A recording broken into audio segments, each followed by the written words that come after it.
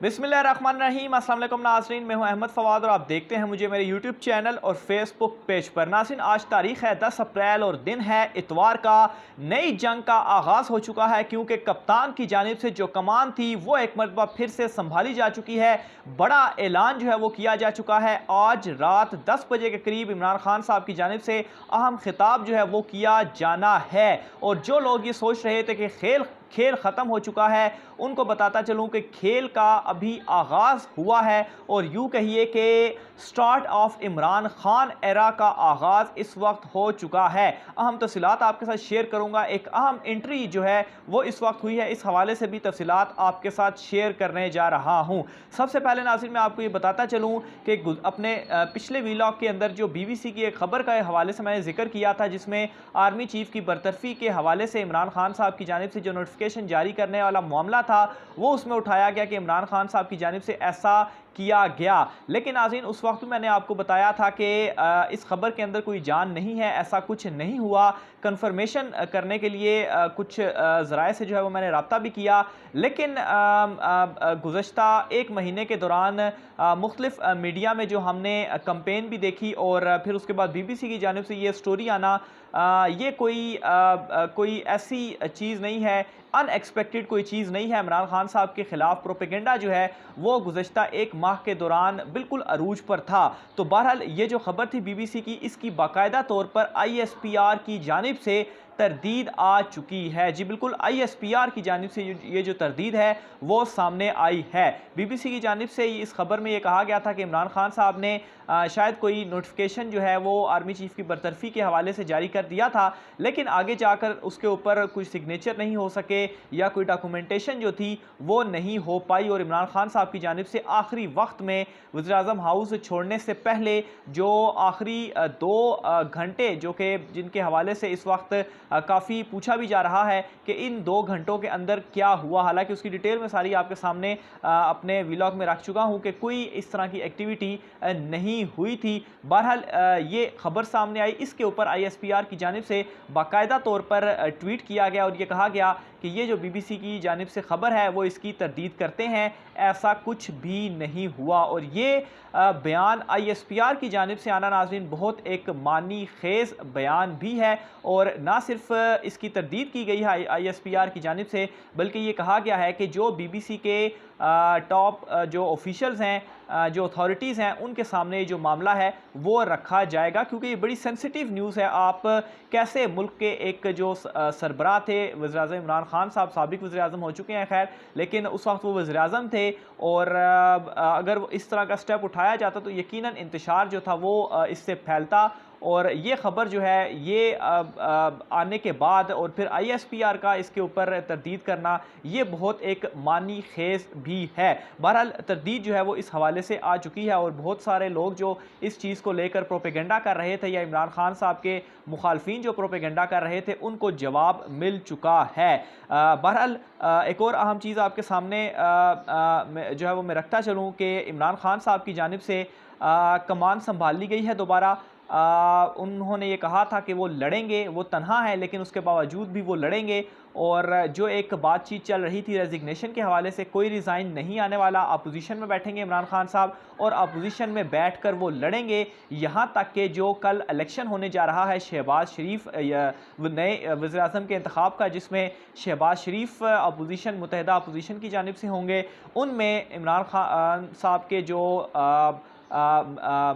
की जानिब से शाह महमूद कुरैशी जो हैं, उन्होंने भी अपने जो कागजात नामजदगी हैं वो जमा करवा दिए हैं। यानी कि कल एक तरफ शहबाज शरीफ और दूसरी तरफ शाह महमूद कुरैशी जो हैं वो वज़ीर-ए-आज़म का इंतखाब लड़ रहे हैं। नंबर गेम यकीनन कल सामने भी आ चुका, 174 उनके पास नंबर गेम है और दूसरी तरफ पाकिस्तान तहरीक इंसाफ के पास जो नंबर हैं वो कोई 140 के करीब हैं। तो बज़ाहिर नंबर गेम उन्हीं के पास है, वो इसमें वज़ीर-ए-आज़म जो है वो बन जाएंगे। लेकिन जो इमरान खान साहब ने कहा कि वो लड़ेंगे और ये जो एक फ़ैसला उनकी जानिब से कहा गया, इसका मतलब ये है कि वो मैदान छोड़कर नहीं जा रहे। शाह महमूद कुरैशी साहब को कल उन्होंने आगे किया, इसी तरह से आगे भी वो टफ़ टाइम देंगे और इसका आगाज़ और अवाम में जाने का जो फ़ैसला था वो इमरान खान साहब की जानिब से जो किया गया।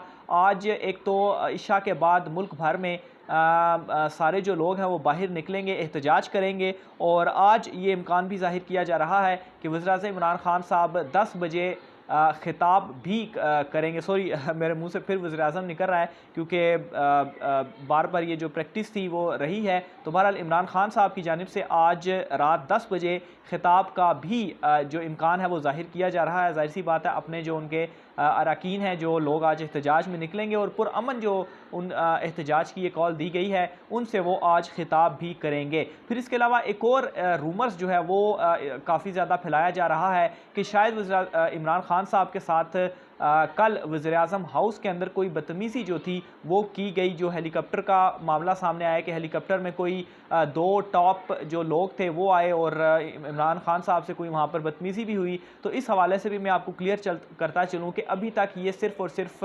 रूमर्स ही हैं, अफवाहों की हद तक ही ये महदूद है। इस तरह की कोई भी कन्फर्मेशन अभी तक सामने नहीं आई। तो इन तमाम तर चीज़ों में, रूमर्स में जाने की ज़रूरत जो है वो नहीं है, और ISPR की जानिब से जो बयान दिया गया है उसके ऊपर गौर करने की भी ज़रूरत है। आखिर में नाज़रीन, इमरान खान साहब का जो प्लान है वो क्या है, इस हवाले से भी मैं आपको तफसीलात बताता चलूँ कि इमरान खान साहब आगे क्या करने जा रहे हैं। एक तो अवाम में जाकर अवाम को वो एक्टिव रखेंगे, हफ्ते में 1-2 मरतबा वो खिताब जो है वो शायद किया करेंगे। और साथ ही साथ एक जो उनका प्लान है, जो मुनहरिफ अरकान है, जिन लोगों ने उन्हें धोखा दिया, क्योंकि इन्हीं मुनहरिफ अरकान की वजह से ही सारी जो गेम थी वो पलटी। और इन मुनहरिफ अरकान के सामने आने के बाद जो इत्तेहादी थे वो भी टूटे, और इन इत्तेहादियों को इन मुनहरिफ अरकान से मुलाकात भी कराई गई। उन्हें बताया गया कि देखें ये लोग हमारे साथ आ चुके हैं, तो आप भी हमारे साथ आ जाएं, क्योंकि वैसे भी हमारी जो नंबर गेम है वो पूरी है। बहरहाल कल जो वोटिंग हुई उसमें मुनहरिफ अरकान की जानिब से वोट तो कास्ट नहीं किया गया, इत्तेहादियों के साथ मिलकर ही ये जो नंबर गेम था वो पूरा किया गया। बहरहाल इन मुनहरिफ अरकान के हवाले से ये अब प्लान सामने आया है, हिकमत अमली ज़ेर गौर है कि इनके हलकों में भी जाकर इमरान खान साहब जो हैं वो जलसा करेंगे। और इसका इम्पैक्ट ये होगा कि एक तो लोगों को इनके जो मज़ीद लोगों को उनके जहनों में डालना है इन मुनहरिफ अरकान के हवाले से कि इन्होंने किस तरीके से धोखा दिया, और ये ऐसे ही लोटे बनकर इधर उधर हुकूमतें जो है वो चेंज करते रहते हैं। और दूसरे नंबर पर इमरान खान साहब की जानिब से फैसला किया गया है कि कोई भी अब इस तरह के जो लोटे हैं उनको वो नहीं लेंगे, और जो उनकी जानिब से कुछ गलतियाँ की गई, जिसके ऊपर उनके ऊपर क्रिटिसिज्म भी होता रहा कि उन्होंने अपने नज़रियाती लोगों को साथ नहीं मिलाया, लोटों को साथ मिलाया, और उनके जो कुछ मशीर थे वो काफ़ी उनको नुकसान भी पहुंचाया। तो इमरान खान साहब की जानिब से एक तो लर्न भी बहुत ज़्यादा उन्होंने किया होगा, बहुत सारे जो चेहरे हैं वो भी उनके सामने बेनकाब हुए होंगे कि किन किन लोगों ने उनको धोखा दिया।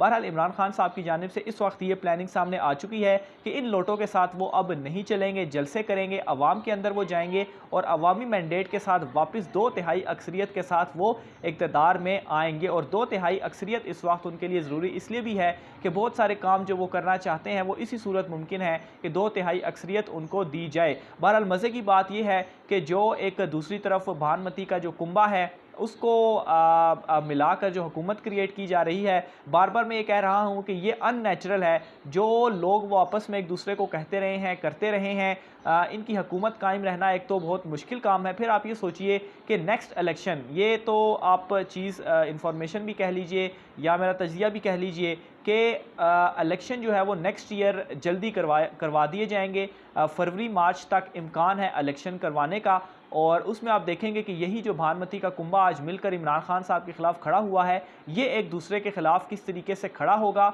और कंफ्यूज तो इन्होंने ऑलरेडी अपने वोटर्स को कर दिया है कि एक तरफ जब जियो भुट्टो के नारे लगते हैं तो MQM भी डेस्क बजाती है और नवाज़ लीग भी डेस्क बजाती है, और जब जो ANP वाले अमीर होती साहब वो नारे लगाते हैं अपने, तो उस वक्त पीपल्स पार्टी भी डेस्क बजाती है, MQM भी बजाती है और नून लीग भी बजाती है। और जब नून लीग नारे लगाती है शेर आया शेर आया, वो एक इनका बड़ा मशहूर नारा भी था कि शेरों का शिकारी जरदारी। तो जब पहले शिकारी कहते थे ख़ुद को और अब जब शेर के नारे लगते हैं तो उस वक्त ये डेस्क जो है वो बजाते हैं। तो बहरहाल इस वक्त ये सूरत हाल है। इमरान खान साहब नहीं पीछे हटने वाले, वो एंड तक लड़ेंगे। और इस स्पिरिट की एक दलील और भी मैं आपको देता चलूँ कि कल जैसे ही इमरान खान साहब के ख़िलाफ़ अदम एतमाद कामयाब हुई, थोड़ी देर बाद इमरान खान साहब की जानिब से जो अपनी कोर कमेटी का इजलास था वो बुला लिया गया,